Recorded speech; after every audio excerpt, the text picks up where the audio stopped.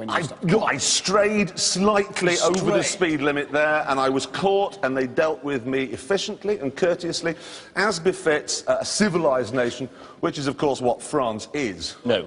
France is a country you have to drive through to get to Italy. That's all it's for. All right? He's not going to like it. Look, the fact of the matter is, they've got better cheese, they've got better wine, they've got better... They haven't got better cheese. They are a bunch of treacherous, lamb-burning, work-shy peasants.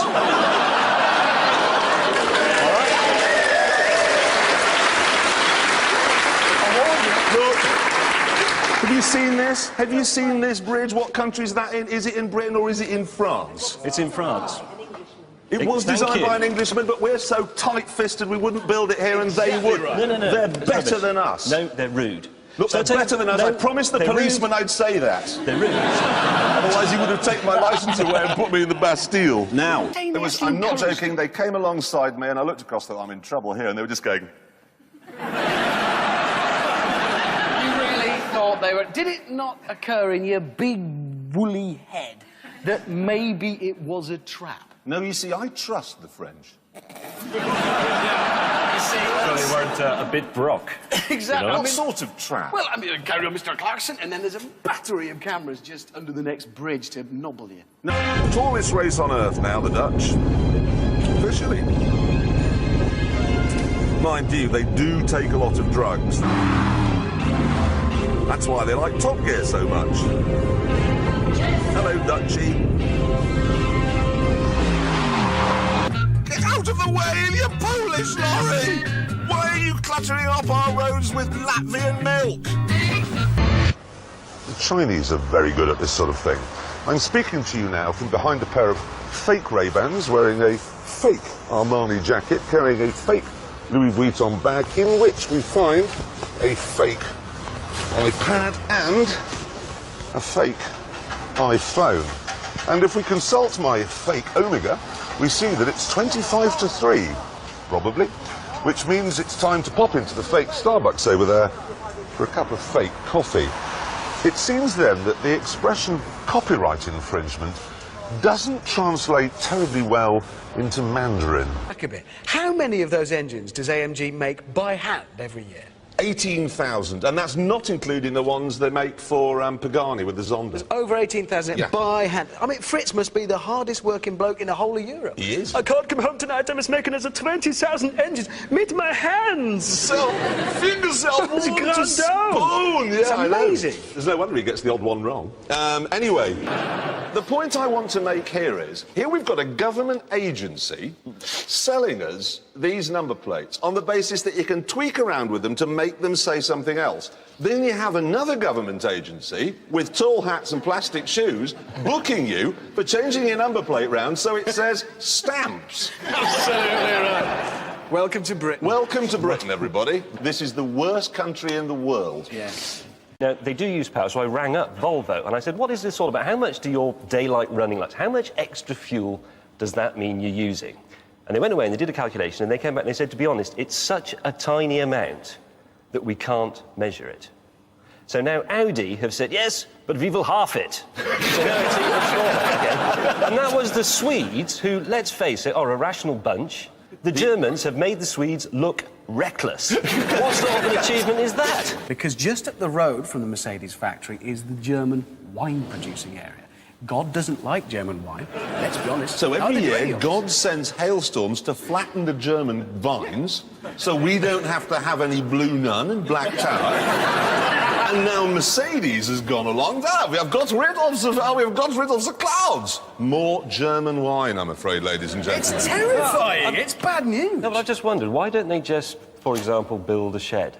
Well, because they're German. They're Germans. This would be simple. If it's hailing, I don't think... It is easier to send the Messerschmitt into the clouds and shoot the clouds out of the sky. Did they not mention this, then? Do you know they didn't? How odd. It is, isn't it? Because Mercedes like to go on about their heritage and history, and they didn't mention that one. Well, perhaps they didn't mention it because it's got Hitler in it. I don't know. That's not Hitler. It is. It isn't. No, that car was built long before indicators were invented, so he's just there to do some hand signals. Really? What signals are you doing there, then, James? He's saying, take the Third Reich. Fried the chicken. Bentley is owned by VW. Yeah. That car was styled by a Belgian, and it was engineered by a man called Ulrich Eichhorn. Doesn't sound very British. Are you does it? presenting Top Gear, or are you writing a letter to the Daily Telegraph? Well, I'm just saying that you know immediately that that car is German because it's got too much power. They've overdone it, as usual, like they did on their French holiday in 1939. James, the Queen is German, but Yes. you don't sing Deutschland, Deutschland, über alles every time she comes on the television, do you? Well, I do, actually. Yeah, he does. The real problem is obviously that between now and when you're watching this, really anything could have happened. Somebody could have invented a car that, I don't know, runs on jelly. We might have declared war with France.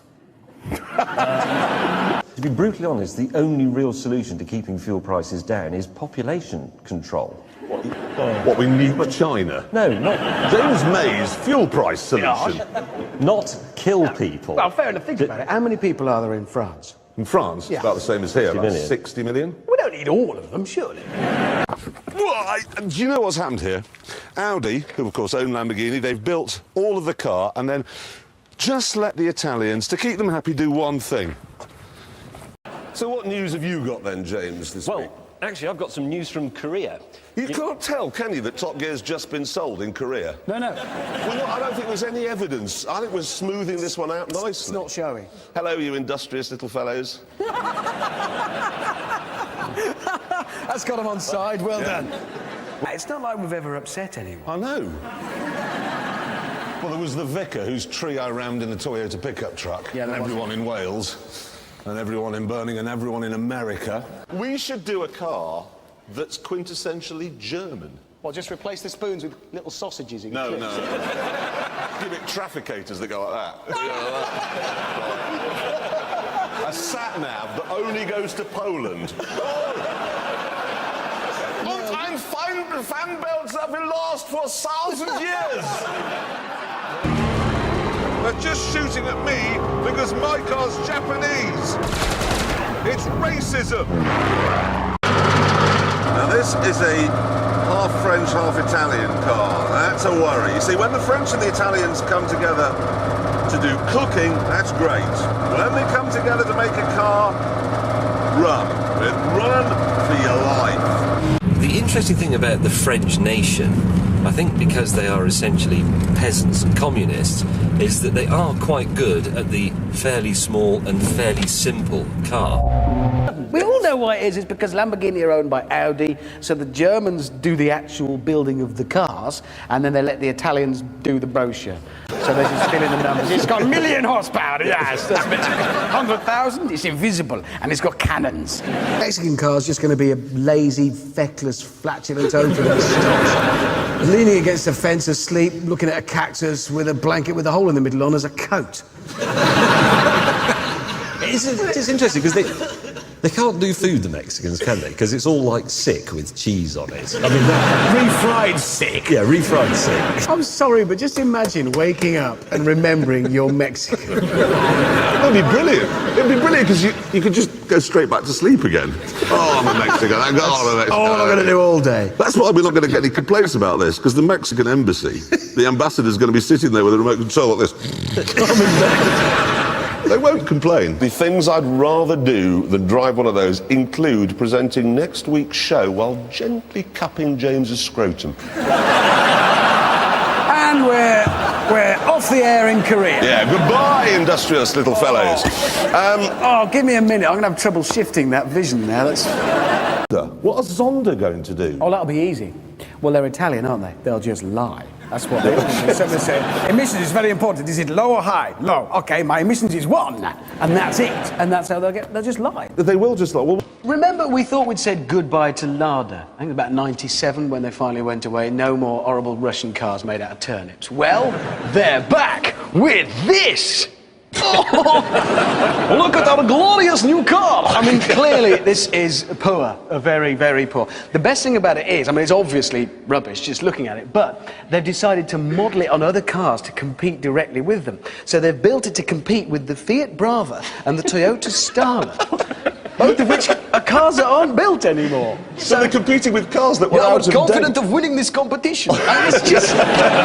if you see one of those coming, run. They are absolutely awful. Are they going to be sold in Britain? Well, certainly in bits of Europe, they'll cost about £3,000, all of which you will lose the moment you take the whole lot. Yeah. Worthless. Top Gear, top tip, avoid. But it is beautiful. Look. The best thing about this is you just know it has to have come from a country where drugs are legal. It could only have been the Dutch. You can see him now sitting around one night all listening to Bob Marley and somebody just, yeah, these cars, too many wheels, let's lose one. My favourite Dutch story is they had an explorer years ago, OK, called Abel Tasman, who went off to the South Seas to try and expand, you know, find new lands and so on. And he found Tasmania, because he was Abel Tasman, and that's named after him. He found New Zealand, and he found the Fiji Islands. He missed Australia. It's easily done. I was on the deck having a little smoke, sailed right past it. I think you've got everything. That's unbelievable. I'm sorry about that. But then they brought it over to this country.